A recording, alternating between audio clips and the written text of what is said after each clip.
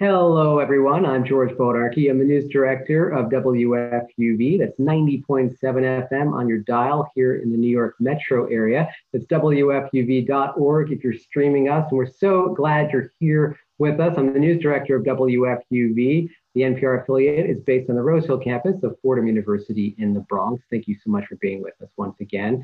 I host a show on WFUV called Cityscape, and I describe that show as an exploration of the people, places, and spirit of New York City, which got me to think that just because we are being socially distant these days, that does not mean we can't explore New York City. And that led me to find Megan Marod, who is helping us to explore New York City. She has a great blog that we're going to check out tonight, and we are going to tour New York City a bit with Megan, and we're going to start off with a great tour of bakeries. Megan, thank you so much for joining us. Thank you so much for having me. Super excited to get out, if you will, and back into the Big Apple with you tonight. How are you managing these days as a tour guide in the midst of the coronavirus pandemic? Right. So I'm obviously not giving any live tours because travel has basically been halted. I feel like I am on the lucky end of the tour guide spectrum. I was very well taken care of by one of my employers. So I was able to apply for unemployment right away and get the unemployment right away. Many of my colleagues have not been so lucky. They have still not seen a single penny of unemployment. And many of them are the sole providers for their family. So oftentimes they're caring for themselves, a spouse, children, a sick parent. So it's definitely a tough time for tour guides. How soon before the pandemic actually took hold of New York City did you notice that something was awry, that fewer people were coming to New York City, international travelers, to experience New York City in the way that you show them? Right. I feel that I was actually the first tour guide to feel anything. Uh, in mid-February, I had just gotten back from a trip to Morocco, which was amazing. And like right after I got back, I had a whole bunch of tour cancellations, and these tours, it was all from one company, and I was supposed to be with each group for a full week. So as a tour guide, that's how we make like a huge amount of our money, is when we're with a single student group or a senior group for a full week, and they canceled all of their tours. So I lost over $5,000 No. of expected income in one day. And I started freaking out, and everybody was telling me that I was overreacting or it would be okay. And then slowly but surely, every other company started canceling their tours, especially the student groups. And then there was the day that tour guides nicknamed Red Thursday, which was March 12th, which was when almost everything closed. And my last day of work that I was giving tours, and that was at One World Observatory, where I work as a tour ambassador, was March 13th. But I feel it was like very, very slow. And then it sped up a lot at the very end in terms of cancellations. We should point out that you're a member of an organization called the Guides Association of New York that does have a lot of resources for tour guides as well, right? Helping them navigate this uncertain terrain. Right. The Guides Association of New York City, we call it GANIC, has actually been really, really, really wonderful to tour guides throughout this entire COVID-19 closure. Every week, they publish a newsletter for its members, and it's giving advice, everything from mental wellness to how you can create virtual tours, to classes that you can take to improve your skills, to banana bread recipes, which is what I really need because I'm not a very good chef or baker. So I think that that's really wonderful. They also have meetings basically every week where we can tune in, and it's professional development programs where we learn everything about how to file our taxes, to how to file for unemployment, which is really, really difficult as freelancers, to how to create virtual tours. So I am so thankful to them. And I wish every guide in New York City would join the Guides Association because they have been invaluable. And I'm so proud of GANIC because I can't think of another organization that I'm a part of that has been so helpful to its members. What's your background, Megan? How did you come to be a tour guide in New York City? I am an actress. So I came to New York City to perform, and sometimes I do get to perform. I do musical theater and opera, and I was trying to find a day job. And my friend was giving ghost tours, and she recommended that I do ghost tours as a day job. So I started giving ghost tours at the Lower East Side. I met my mentor, Matt Baker. So if he's watching, hi, Matt Baker. And he has been such a guardian angel of tour guiding. He basically helped me get every job in tour guiding that I have gotten. And he's helped me put together tours. He's helped me figure out how to troubleshoot anything, any problems that I might have on tours. And it's been a really great way to support myself because I get to kind of set my own schedule. I can still go to auditions. I can still go away and perform if I need to perform. And I'm basically combining my love of history and performing every time I give a tour. You lead a whole wide variety of tours, right? I do. So I work for several companies. One of the companies, City Tales, we do Statue of Liberty, Ellis Island, and World Trade Center site tours. I work at One World Observatory, where we give tours of the 100th floor of One World Trade Center. And I work for a company called the Levy's Unique New York. And the Levy's Unique New York do customized tours. So anything you want. Tacos of Harlem, we'll put it together. I saw on the schedule somebody was giving a Jay and Silent Bob sites tour a couple of years ago. So anything you want, we'll put it together for you. You are a Gossip Girl expert, aren't you? I am. That's my favorite tour to give. I actually put together a high-end shopping Gossip Girl experience tour, which was actually inspired by the Guides Association. One of the things that they do is they give fam tours or familiarization tours. And they put together a fam tour of Madison Avenue. And while we were walking down Madison Avenue, I just like recognized all of the shops and sites from Gossip Girl. So then the Guides Association put me in touch with the Madison Avenue bid, who put me in touch with all of the different stores and sites. And I was able to put together that tour. Well, you mentioned that you're not necessarily a master in the kitchen. So you, like me, rely on the city's bakeries to satisfy our sweet tooth. So take us on a tour, if you will, Megan. All right. So I'm going to go into screen share mode here. We're going to share my PowerPoint presentation. So hopefully everyone sees a nice glittery screen. We do. New York City bakeries. When I give tours, guests are always asking me where they can find the best food in New York City, and I have a massive sweet tooth, so bakeries are always my favorite topic. On this tour, we're going to visit one of the oldest bakeries in New York City, one of the newest and most inventive bakeries in New York City, two of the best places to get cookies in New York City, two of the best places to get cheesecake in New York City, and we're going to meet a fierce female chop champion who is upgrading American classics. I also want to make sure that everybody knows that every single bakery that is featured on this tour is currently open, either for pickup, for local delivery, and some of the bakeries are also shipping nationwide. So wherever in the country you are tuning in from, you can order deliciousness and get a taste of the Big Apple. And while you're doing that, you will also be supporting the local small businesses that make New York City the city that we know and love so much today. So the first topic we're going to face is, where can I find the oldest pasticceria and espresso bar in New York City? And pasticceria is Italian for bakery. And that would be Ferrara Bakery. Now, for a long time, I thought that Ferrara Bakery was the oldest bakery in New York City. That it is not. The oldest bakery is Cafe Roma, also in the neighborhood of Little Italy. Cafe Roma opened up in 1891. Ferrara opened up in 1892. Just to put that timeline in perspective, 1892 is the same year that Ellis Island opened up as America's very first federal immigrant processing center.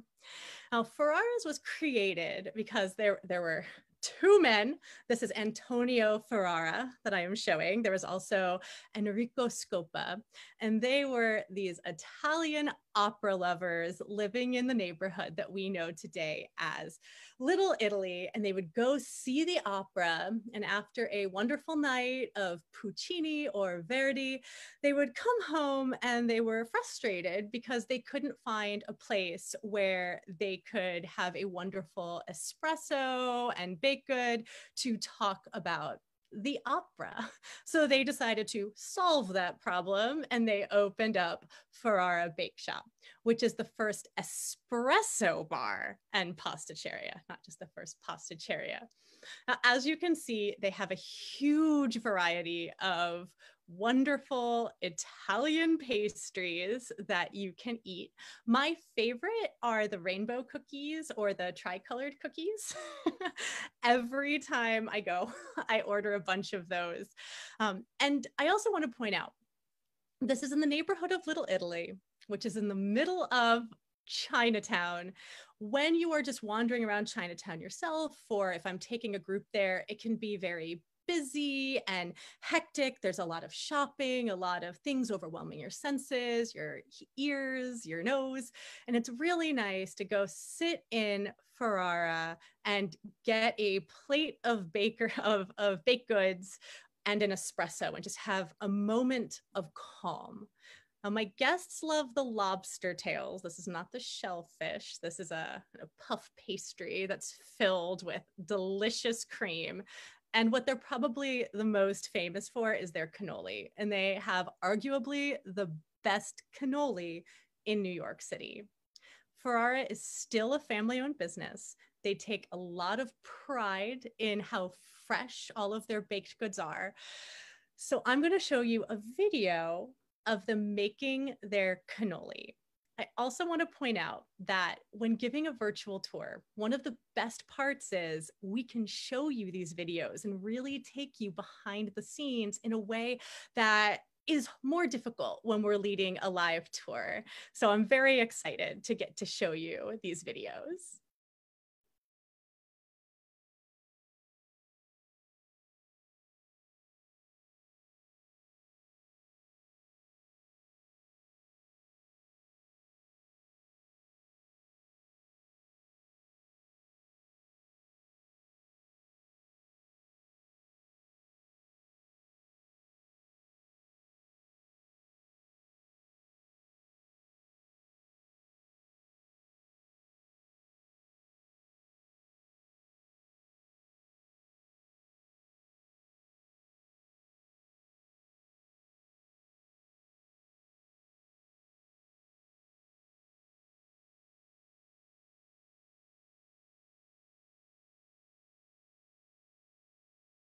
So I hope that you enjoyed that behind the scenes view of them making cannoli at Ferrara.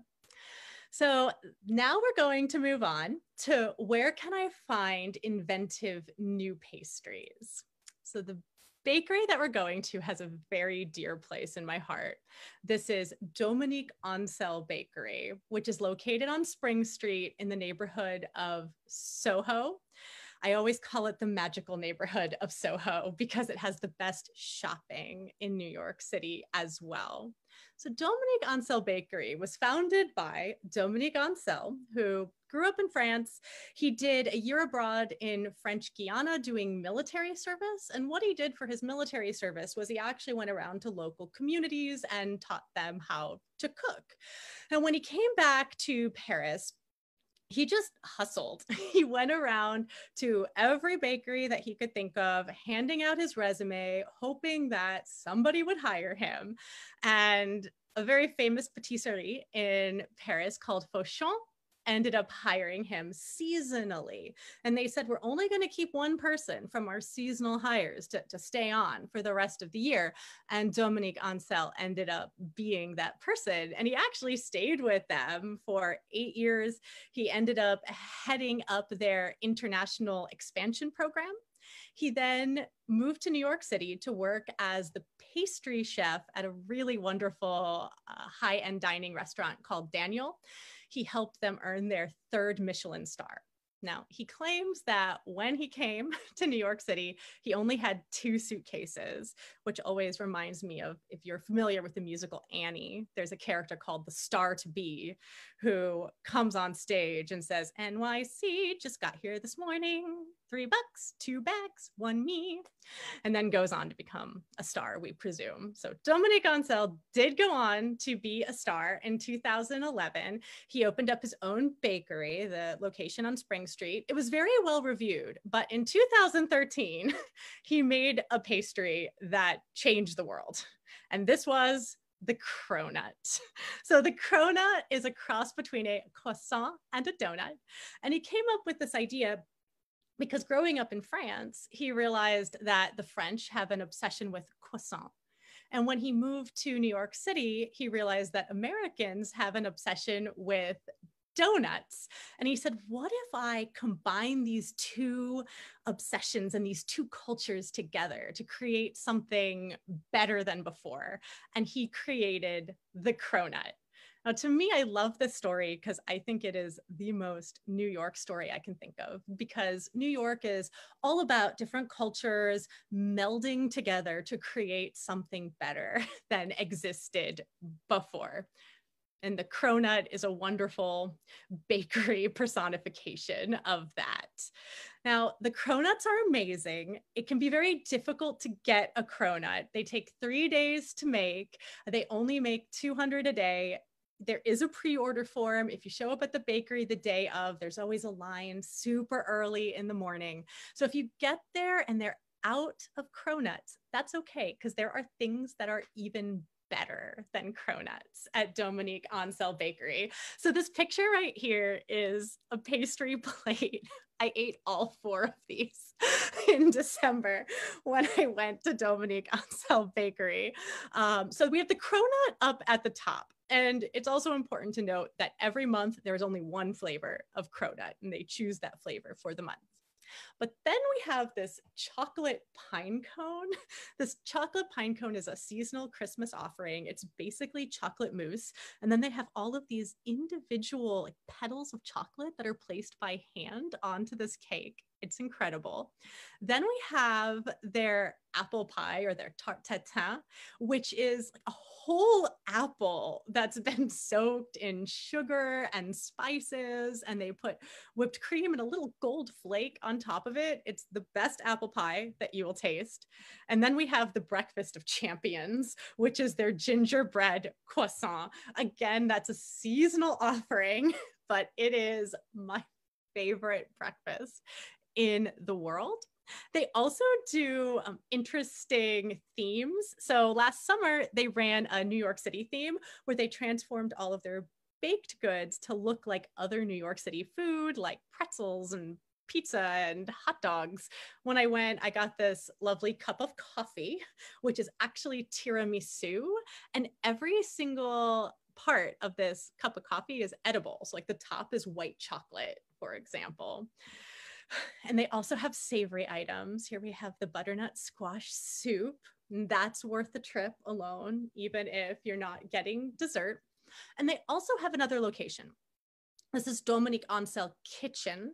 At Dominique Ansel Kitchen, they believe that time is an ingredient. So 70% of everything that you order is assembled and made to order. And anything that you see in the bakery case, that's something that they believe gets better with time. Now, it's important to note, if you're going to order or pick up from Dominique Ansel at the moment, the kitchen is closed, but the bakery on Spring Street is open for pickup and local delivery. So we are now going to move on to where can I get the best cookies in New York City? Now, New Yorkers, they're very torn between two locations. So I'm going to talk about both locations. The first location is Schmackery's. This is in the heart of Midtown. It's on 45th Street and 9th Avenue, right in the middle of the theater district. So it's kind of become known as the unofficial cookie of Broadway. Also, the owner and founder of Schmackery's, Zachary Schmal, actually started out as an actor. He then moved on to marketing to kind of de-stress as he was bouncing back and forth between these two careers. He would bake cookies, and people said, "Your cookies are really good. You should open up a cookie shop." So he did, and it went on to be a huge success. At their opening night, I'm gonna say opening night because it's a theater term, stage and screen star Patti LuPone showed up. So it's a really big deal for the theater community. And I want to just take a moment to have Zachary talk about Schmackery's role in the theater community himself. So this is from a TED Talk that he gave. I'm gonna skip ahead just a little bit. The opportunity to embrace the community around us, Broadway. And Broadway didn't just embrace us back. They became our biggest fans and advocates. Now, Schmackery's has been served and delivered to almost every single theater in New York City. And as he said, we have become the unofficial cookie of Broadway. I mean, we've been getting, on day one, something that was so important to me is we got a tweet from Broadway Cares saying, "Welcome to the family." It really meant something to me. And tweets from everyone from Kristen Chenoweth to Eden Espinosa to the Fonz. I was starting to gain a following that I could have never expected. And one day I just sat there and smiled to myself and said, I finally made my dream come true. I made it on Broadway. Maybe not the way that I thought that I was going to, but this feels so much better than I could ever even tell you that it would have felt. To get the acceptance and praise from the people that I've admired since I was 8 years old. And sure, my story may just sound like a happy-go-lucky tale from some kid from Nebraska who came to New York and he had some good luck and made something happen. Yeah, maybe. But nothing should stop you from reaching your dreams, as long as you're flexible with the outcome. So I love that excerpt. I think it's especially important today because I feel like the world is very different than any of us would imagine the world would look on May 13th, 2020. But that doesn't mean that we can't be successful and make our dreams come true, especially if we're flexible with the way the universe kind of makes our dreams come true. So, he started out as an actor and he had a huge Broadway opening night.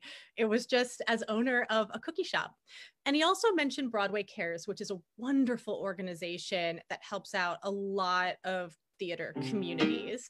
Now we're going to get to their cookies. They are famous because they offer a huge variety of flavors. There's 40 different rotating flavors. Some of them are kind of wacky, like maple bacon. Some of them are more common, like chocolate chip. This is their funfetti cookie, which is always a favorite of anybody who goes. And they also make cookie cakes. This is a cookie cake that I got for Halloween last year for me and my friends. Look at it sliced in half. It's 5 different cookies stacked on top of each other with frosting in between, and it tasted even better than it looked. It was incredible. And they also make other things other than cookies. So here we have a cinnamon bun and their hot apple cider. And on a fall day, like nothing is better than walking into Schmackery's and getting their hot apple cider and whatever sort of seasonal pumpkin apple flavored pastry they have and walking around Midtown. So we're going to move on to our next cookie bakery, which is Ven Bakery. Now, Ven Bakery doesn't have all the crazy flavors. They just offer a few flavors, but what they offer, they have perfected. Now, this was the brainchild of Pamela Weeks and Connie McDonald. They are triathletes, and they were trying to find a cookie to power them through triathlons.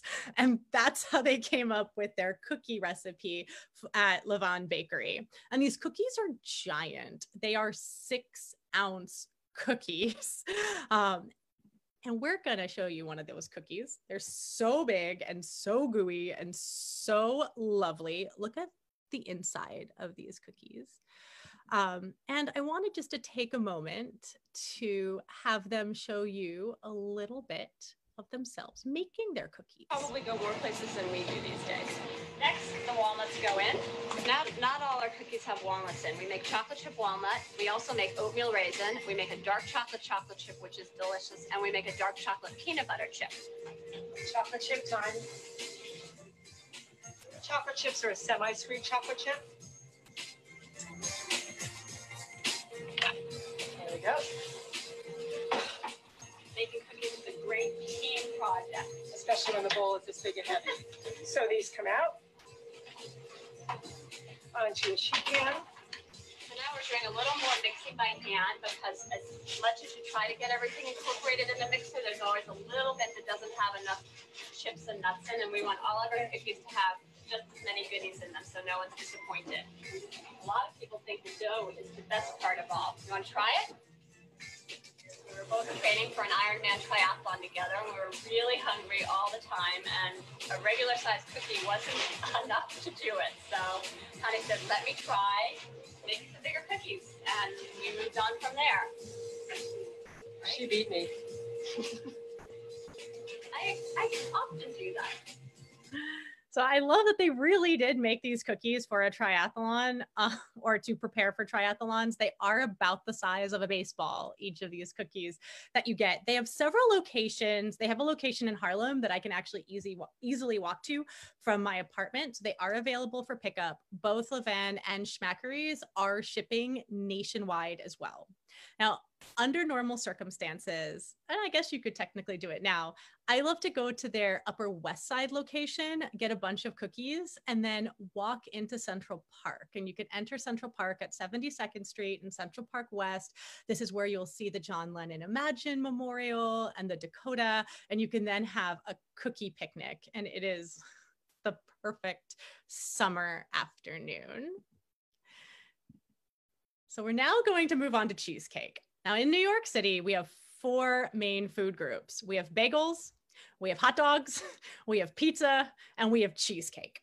So naturally, when guests come to New York City, they want to know where they can find the best of each of these. So we're going to address cheesecake. Once again, New Yorkers are very, very torn between 2 different locations. So we'll talk about both locations. The first location is Junior's Bakery. Now, this started out in Brooklyn in 1929. There was a diner owned by the Rosen family. In 1950, this officially became Junior's. And when you walk in, so this is the 45th Street location. When you walk in, you can see it has the feel of kind of an upscale, traditional American diner. They have a lot of traditional New York City foods that you can eat there. Everything from a drink called an egg cream to matzo ball soup to giant sandwiches. But what they are the most famous for is their cheesecake. And the Rosen family actually partnered up with a Danish chef to perfect this cheesecake recipe. Here you have a classic slice of cheesecake covered in strawberries. I'm a chocoholic, so this is their chocolate mousse cake. You can see there's a layer of regular cheesecake, a regular layer of chocolate cheesecake covered in like a fudgy chocolate icing, and then that's covered in chocolate chips. And I like to get their cheesecake to go. It's giant. I have a stomach like the TARDIS, so I can eat an entire slice myself easily. But a lot of my guests, they'll split it with 2 or 3 people. I to get my cheesecake to go, and then I take it to Times Square. And in Times Square, there's these wonderful red steps. Steps. They're on 47th Street between Broadway and 7th Avenue. Underneath the red steps is the TKTS booth, which is a discount ticket booth where you can, under normal circumstances, get discount tickets to see Broadway and off-Broadway shows. And you can sit on these red steps and eat your cheesecake and get amazing views of Times Square. It's also the best place to take photographs of Times Square. So if you're gonna post something on social media, this is the place to snap your chats, boom your rangs, face your books, Insta your grams, whatever your social media of choice is. Now, the second cheesecake location, this one's a little bit more secret. This is Ileane's Cheesecake, which is located at Tiny Street, 17 Cleveland Place in Soho. And Ileane's Cheesecake was founded by a woman named Ileane Avezzano. And the way that this got started, when she was a little girl, she would always watch her mom bake cheesecakes and help her mom bake cheesecakes. And then she grew up, she had kids of her own, and her mother passed away. And 3 weeks after her mother passed away, she was in a diner, and the owner of the diner said, "You have to taste this cheesecake that I just bought." And Ileane broke down crying, and the owner of the diner said, "Why are you crying?" And she said, "I only eat my mother's cheesecake, and she just passed away 3 weeks ago." And the owner said, "Well, why don't you cook me your mother's cheesecake and then bring it to me, and I'll see if it's better." So we gave her all of the ingredients to bake this cheesecake. She went home, she baked the cheesecake, she brought it to the owner of the diner and just brought it on a plate and left it there. And he tasted it and ended up calling her and said, "You are right. That is the best cheesecake I have ever tasted. I want 4 of them by tomorrow." So that's how she got her start. She did end up opening up her own location, Ileane's Cheesecake, which is the one at 17 Cleveland Place. And she says that, like, to succeed, you need to have a great product, you need to have passion, and you need to have perseverance. I'm going to read you this quote. "Because if you can't persevere through the difficult times, then it doesn't matter if you have a product and a passion. You've got to get through it, and the road to success is always under construction. There are always going to be bumps on that road. So if you can persevere, you will come out successful at the end." Now, Ileane's Cheesecake is in Lower Manhattan. They are just a short walk away from the original World Trade Center site, and they actually opened up a kiosk between the original Twin Towers in the year 2000, where they would sell cheesecakes to people working at the original World Trade Center site. Now, as you can imagine, in the 9/11 attacks, the kiosk was destroyed, but fortunately the employee was unharmed. Ileane's Cheesecake lost all of its local business because Lower Manhattan was closed, but they were able to bake cheesecakes for first responders and then build back up again and rise like a phoenix. And I feel that that's something that's really important to keep in mind right now, because we have a lot of bakeries and local restaurants and local businesses that are really struggling. And, like, yes, this is difficult, but if we have that product passion and perseverance, we can come out successful in the end. Now, I want to let Ileane talk for herself. Welcome you to Ileane's Hi, I'm Ileane. I'm the president of Ileane's Special Cheesecake, and I've been at this lucky corner of the world for almost 39 years now. I had very humble beginnings. I started this business in my little apartment in Queens, and then I moved to a sub-basement of a restaurant, and I started with one pan, one little hand mixer, and a prayer. And it's all worked out very, very well. Thank God, New Yorkers and people all over the world love cheesecake. After all, cheesecake makes people smile. And cheesecake does make people smile, especially her cheesecakes. So Ileane does make, like, full-size cheesecakes. You can see that there's lots of different flavors. She'll ship them all over the country.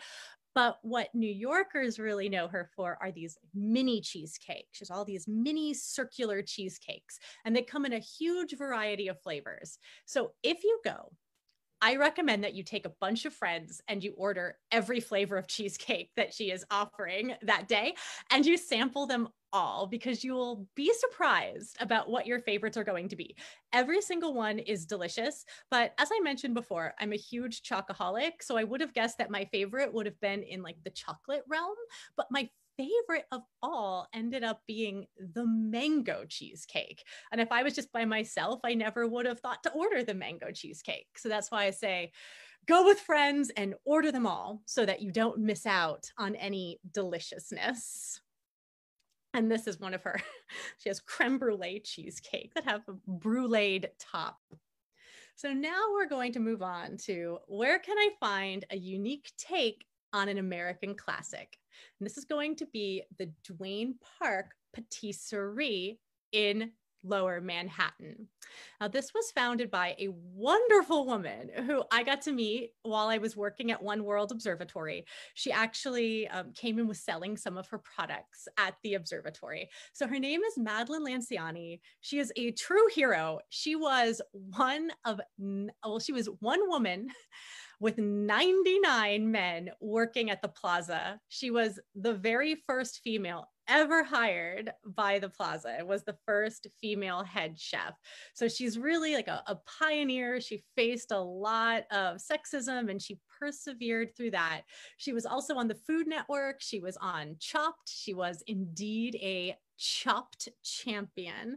And also, just like Ileane's was in Lower Manhattan, the Dwayne Park Patisserie was even closer to the World Trade Center site. It's just a few blocks away. And you know, they were economically devastated after 9/11, but she donated all of her food to the rescue and relief efforts. And she was able to build up her following once again. So she's really the master of the pivot and adjusting to new situations. Now, what the Dwayne Park Patisserie is really famous for is its ring ding bar. Ringdings were a very popular pastry, kind of in the same realm as Twinkies and Ho-Hos and Ding Dongs in the 1960s. And Madeline Lanciani said that in her family, she wasn't allowed to eat these like boxed, pre-packaged baked goods. They would always make their own versions. So she is now the only bakery in the world that has Drake's permission to use the name Ringdings. Now, she makes classic Ringdings. She also makes all kinds of crazy flavors. So this is the red velvet Ringding, and you can see a Ringding has this cream center. It has cake on either side, and then it's covered in a chocolate fondant shell, which makes it really great. It's like cake, but you don't need a fork. You can just like shove it in your mouth as you're walking down the street. So it's a really great street food as well. She also makes custom made flavors. So this she made for Negroni Day. She actually partnered up with Campari to create this flavor of Ringding. And she also offers gluten-free options. So there's a flavor called Nick's Pick, which has the moistest chocolate cake I have ever tasted. And it's gluten-free. And I actually think that that's my favorite flavor of Ringding. Now, like every bakery that I have mentioned on this virtual tour, she is suffering because of the COVID-19 closures. But I did mention that she is the master of the pivot. So she looked around Lower Manhattan to see what was missing, like what did the market need? And she noticed that there wasn't a place where people could just get a really good sandwich or like really quick lunch food. You would have to wait in line for an hour at Whole Foods in Tribeca. So she has now pivoted to also making amazing sandwiches. So you can go there and you can definitely get Ringdings, but you can also get savory food and a good lunch without waiting in a ton of lines. And she does ship nationwide. These are fresh for 4 days after you receive them. They keep for months in a refrigerator, but if you put the Ringdings near me, they're only going to last about 30 seconds because they are going to end up in my stomach really, really quickly. So I love the Dwayne Park Patisserie. I love Madeline Lanciani. I just think she's such a hero. And I also want to show you this video of her making the ringdings. So when I met her at One World Observatory, she was selling these ringdings and they sold very well. But some people would say, why is it $5 for one ringding? And the reason why is because every single ringding is made by hand with the best ingredients. I actually talked to her on the phone a few days ago. And when I talked to her on the phone, there was a chef standing next to her grating a lemon to get the lemon peel into the lemon flavoring. So you're not using like lemon imitation extract, like it's actual lemon flavoring that you are tasting. It's such a labor of love. And I just wanted to show you a quick video. You'll see, like, by hand, they're making the cakes.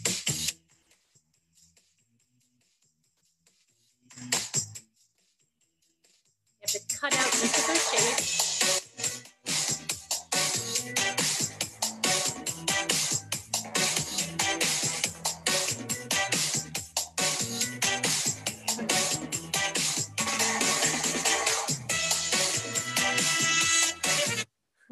So yes, it's the fork and a knife. One person is dipping each of those ringdings by hand.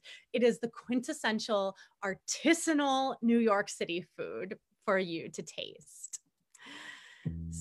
So that is the end of our virtual tour. I hope that you enjoyed yourself. We found a new modern twist on an American classic with the ringdings. We found new inventive pastries with the Cronut. We found amazing cookies with Ven Bakery and Schmackeries. We had great cheesecake with Ileane's and Junior's, and then the best cannoli in New York City at the oldest pasticeria and espresso bar, which is Ferrara. And again, each and every one of these bakeries is open and available for either pickup, delivery, and some even ship nationwide. So you can taste the deliciousness wherever you are. So thank you so much. If you want more information, you can go to experiencetheBigApple.com, and I will a little bit later go in and link every single bakery that I mentioned as well on my blog, so you can find your favorite deliciousness and order it. That is so great, Megan. Thank you so much. I'm not going to actually show your blog because I do want to show one or two videos. I booked the room, if you will, until 8 o'clock. So we have a little bit more time. I have to say that, you know, in watching that, I'm a native New Yorker, and I discovered places that I had no idea about, even as a native New Yorker. And do you find that quite often, that people who are entrenched New Yorkers will say, you know what, I never knew. Wow, that's new to me. Yes. I mean, even tour guides, like if they take another guide's food tour, like we think, oh, like we've lived in New York. Some of the guides have lived in New York City their whole life. I've been here for 15 years. I'm like, I'm a tour guide. I know everything. And then like I'll take another person's food tour and like you discover, oh my God, I can get pickled pineapple from the pickled guys. Like, this is amazing. So yes, every single food tour that you take, you'll discover something new. And I think every single food tour I've ever given, it doesn't matter if the person's lived in New York City their whole life or just flew in from Malaysia, they discover something that they never knew existed. And I think that's going to be something that's pretty important, right? Even after this pause comes to an end, getting out and exploring our own communities, our own neighborhoods, and also supporting tour guides like yourself by doing that.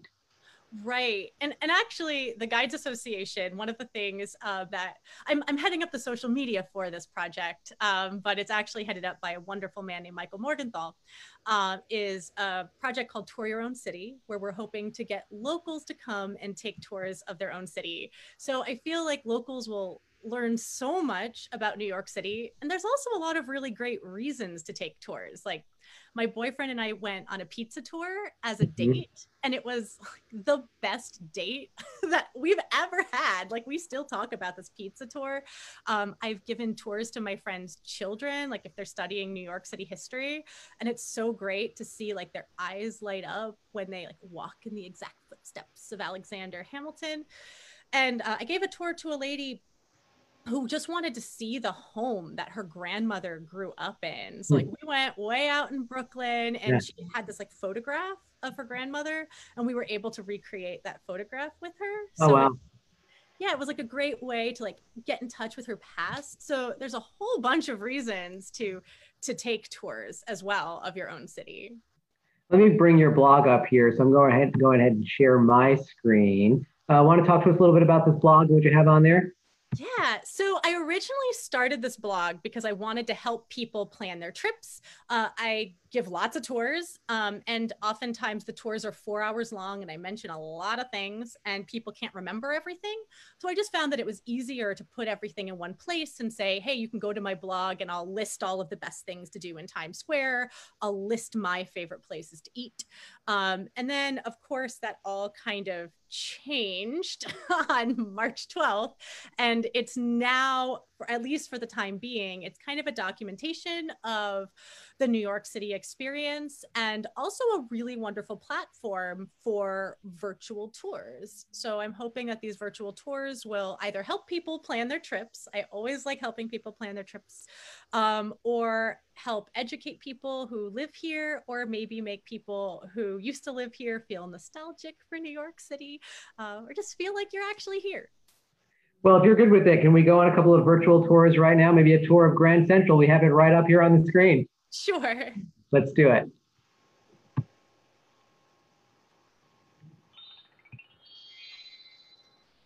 Today I'm going to talk about Grand Central Terminal. I love bringing guests to Grand Central Terminal because they immediately recognize it from almost every movie and every television show that's ever been filmed in New York City. Everything from Superman to Men in Black to Carlito's Way to Madagascar to Gossip Girl. Now, if you want to sound like a true New Yorker, you're going to say Grand Central Terminal and not Grand Central Station.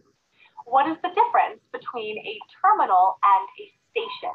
Well, a station is something that a train passes through. A terminal is where the trains terminate. All of the trains at Grand Central Terminal terminate or end at Grand Central Terminal. When you walk into Grand Central Terminal, one of the first rooms that you enter is the main concourse. It is absolutely gorgeous.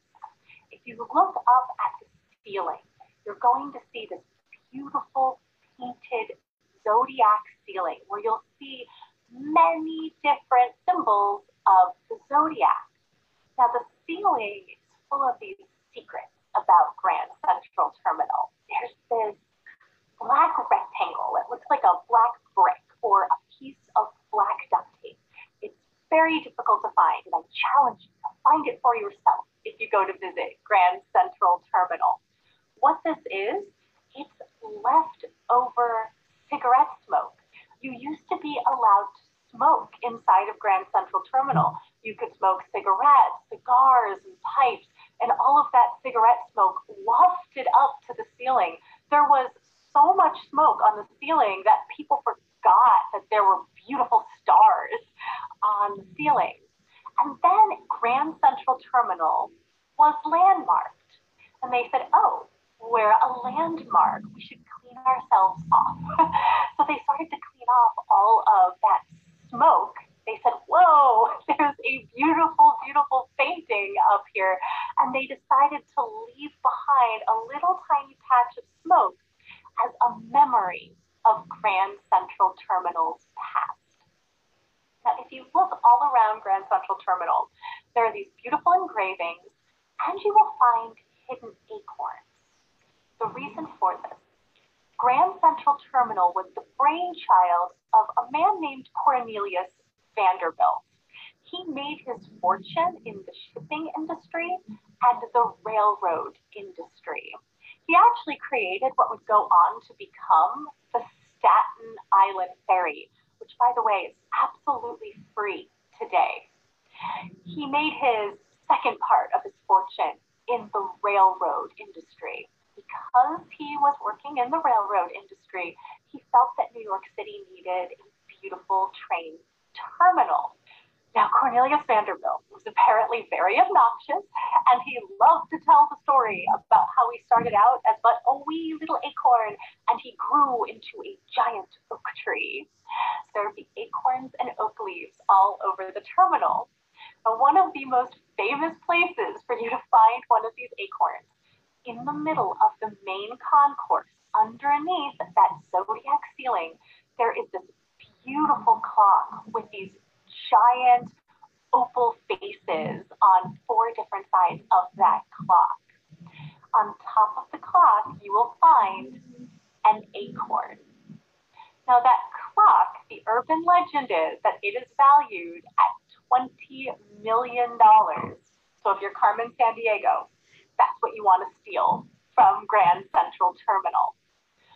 When I bring guests to Grand Central Terminal, often their favorite thing in the whole terminal is the Whispering Gallery. The Whispering Gallery is located underneath the main concourse, and it's actually right next to a really wonderful restaurant called the Oyster Bar. I'm from Florida, my boyfriend's from Maine, and my mom is from Maryland. We know seafood, and we love the Grand Central Terminal Oyster Bar. It's one of our favorite seafood restaurants in the city. And just outside of this restaurant, that is where you're going to find the Whispering Gallery. To fully experience this, you're going to want to bring a friend. And you and a friend are going to stand kitty corner from one another in the Whispering Gallery. And you're going to point your nose towards the wall. So it's like facing the inner corners of the Whispering Gallery. And you are going to talk or whisper. And the sound is going to travel up and over these Gustavino tiles in the ceiling to the other corner. It makes me feel like I'm in Harry Potter every time that I get to use the Whispering Gallery. That's also right next to the Great Food Hall, the food terminal inside of Grand Central Terminal. It's a wonderful place to eat. Everything is a local New York City chain. And every time I go, I like to pick up a donut from the donut plant, which is my favorite donut in New York City. If you visit New York City, Grand Central Terminal does offer free tours on a daily basis. I also highly recommend that you get a licensed New York City tour guide to help you discover all of the secrets of Grand Central Terminal, because you could spend hours in there discovering every single nook and cranny. I hope that you enjoyed this presentation about Grand Central Terminal. I hope that you learned something and discovered something new to love about New York City. Thank you for experiencing the Big Apple from home. You know, the funny thing, Megan, is I, rushed through Grand Central Terminal so frequently that I had never gone into the market until I had time to kill waiting for my sister-in-law. We were going to see a show, and I was walking around. I'm like, wait a minute, how did I not know there was a market in here? Right? I love lilac chocolate in the market too. And some of the places in the market are actually open, so you can still get food from the market, right? Fantastic. We have a few minutes left. Give us one more tour. Which one should I go to? Oh man, maybe Ellis Island. Ellis Island's right there, so. Okay, let's do it. Let's go to Ellis Island. I don't know how long it is. Let's see. Okay, we'll see. We got 7 minutes here, so. You can cut it off.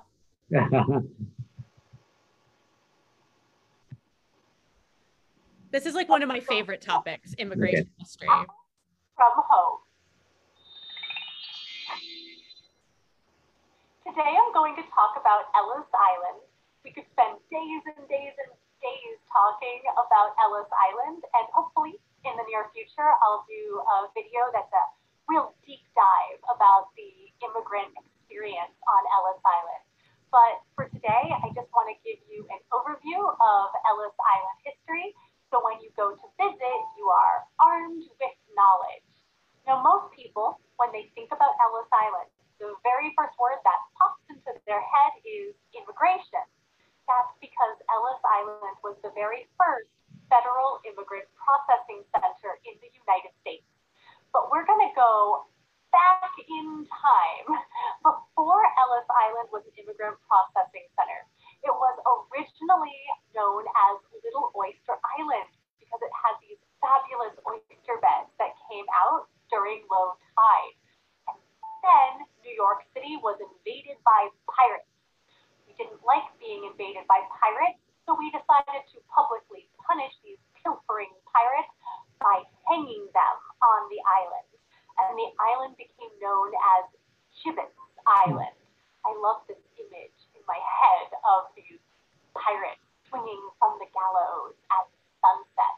Then in 1774, a man named Samuel Ellis bought the island, and he did what any of us would do.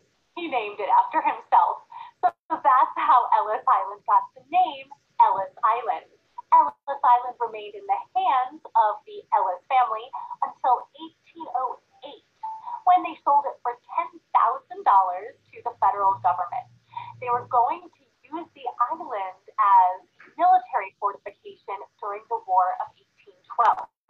During the War of 1812, New York City remembered the American Revolution, when the British came to New York Harbor with 32,000 troops and very quickly took over the island of Manhattan. They did not want that to happen again. So New York City decided they were going to put several new military fortifications out in New York Harbor. One of these military fortifications is actually underneath the Statue of Liberty.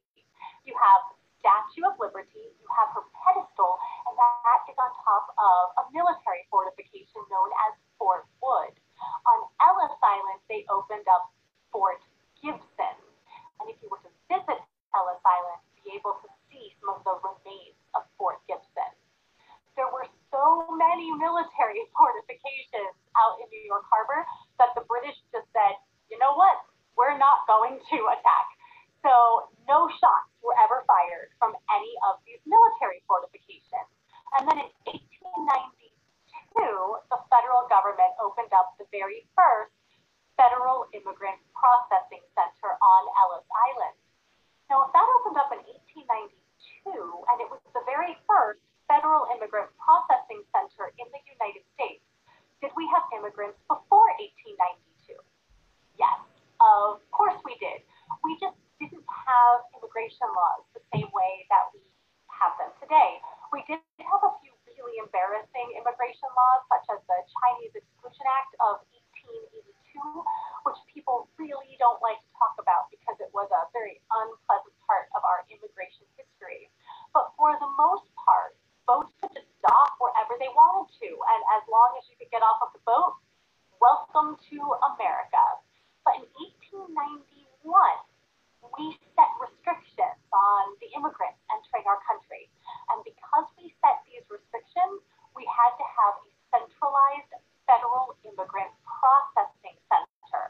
So the federal government looked at the United States, they looked for the busiest port, was the Port of New York and the Port of New Jersey, and they opened up the very first Federal Immigrant Processing Center on Ellis Island. Today, if you were to visit, you would not see the original building. The original building burnt down in 1897. The building that you see today was completed in the year 1900. The very first person to ever be processed on Ellis Island was a young Irish girl named Annie Moore. After her, over 12 million immigrants would be processed on Ellis Island. Included in these immigrants were people like Harry Houdini, Bob Hope, and a very famous chef whose you may have eaten. His name was Hector Boiardi. He would go on to become Chef Boyardee, giving the world canned raviolis and SpaghettiOs and meatballs. In 1893, a 5-year-old Russian Jewish immigrant was processed on Ellis Island. He was fleeing religious persecution in Russia. He was fleeing the pogroms. He and his family, they were processed on Ellis Island. They came to live in New York City. And as he grew up, this young boy taught himself how to play piano. He taught himself how to compose music. And then this Russian Jewish immigrant went on to compose one of the most beautiful and one of the most patriotic songs about the United States that has ever been written. He wrote, God bless America, land that I love.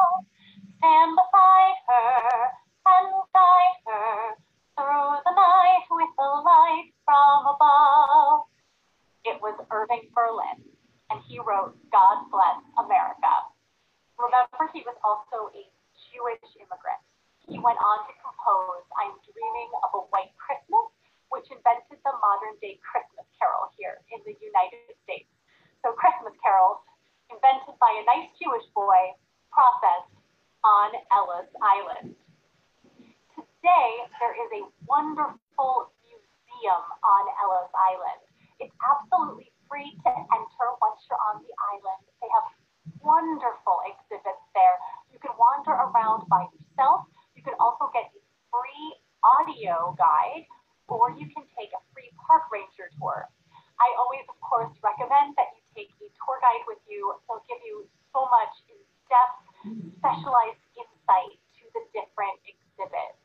One of my favorite exhibits is Through America's Gate. It will give you the bread and butter of the immigrant experience on Ellis Island. But my favorite exhibit is actually Modern Eras of Immigration, which talks about our current immigration laws and how we got to the immigration laws that we have today. No matter where you stand on the issue of immigration, I think that you will learn something, and it's so great just to know about our immigration history. To get to Ellis Island, you have to take a boat called Statue Cruises. Statue Cruises is the only way to get to either Ellis Island or Liberty Island. And I strongly recommend that you go to their website and get a ticket ahead of time. Their website is statuecruises.com. This will save you so much time waiting in line once you get to the dock. And then you can enjoy your time touring around. Certainly looking forward, Megan, to having those tickets back on sale, right? No question about that. Yeah, that's like one of my favorite places is Ellis Island. I love learning about immigration history and talking about immigration history. So definitely excited. So many amazing stories, and I didn't even know that some of those people were processed through there. So thank you for that and that education. Really wonderful. Thank you. Yeah, Lots to explore. Lots to explore here. You have a lot of many more tours on here that people could visit and check out, right? ExperienceTheBigApple.com. Absolutely. Yes. Megan, thank you so much for taking on this journey. I am going to, after we finish up here, I'm going to go do some ordering because you know what? They deliver. Awesome. Thank you so much for having me. Such fun. Thank you so much, Megan, and have a good night, everyone.